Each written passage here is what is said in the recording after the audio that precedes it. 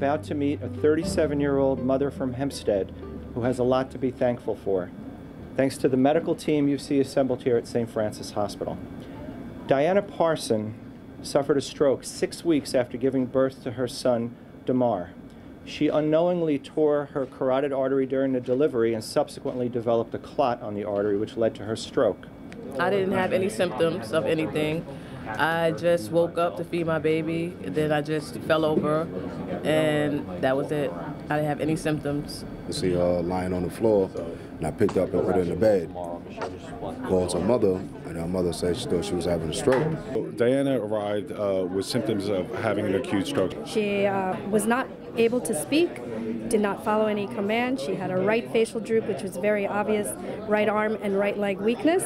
We knew something big was going on. We have protocols that are driven to get these patients to the CAT scan machine for early recognition and diagnosis, receiving TPA, alteplase, or a clot buster. We were able to start our protocol of transferring the patient to St. Francis and the cath lab here. When we walked in, she was presenting with right-sided weakness, and she wasn't able to speak at all. And we knew that it was an immediate transport. We needed to get her going. It was time of the essence. Continued our TPA administration so we could do the transition over to here at St. Francis. We quickly activate our off-hour call team, which is 3 nurses and a cardiovascular technologist, and the team activates, gets here as quickly as possible, and then we hand off care to the team. The cath lab here reacts as they have over decades to cardiac patients, rapidly bringing her up to the lab. We quickly placed her on the table, hooking up to vitals. I looked at her scans, and it showed that she had a blockage on the left side of her brain, the middle cerebral artery, which is one of the larger blood vessels in the brain,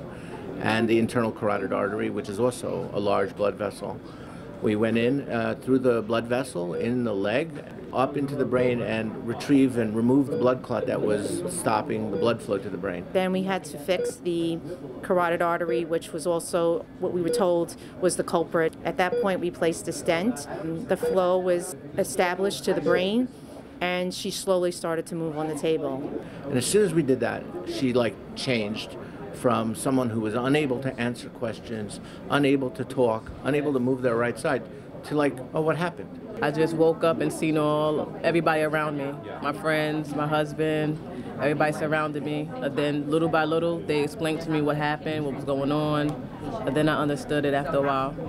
The following day, when I went around on her in her room, she was sitting up in bed, chatting with her friends on her cell phone, which was, I think, far beyond what anyone expected in this circumstance. It became very emotional for all of us, knowing that she's pretty much our age, and it could have been any one of us on that table. Do we have Diana?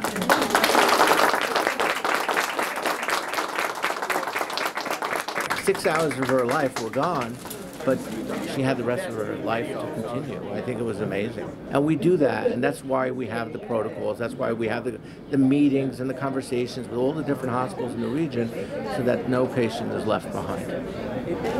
Thank you.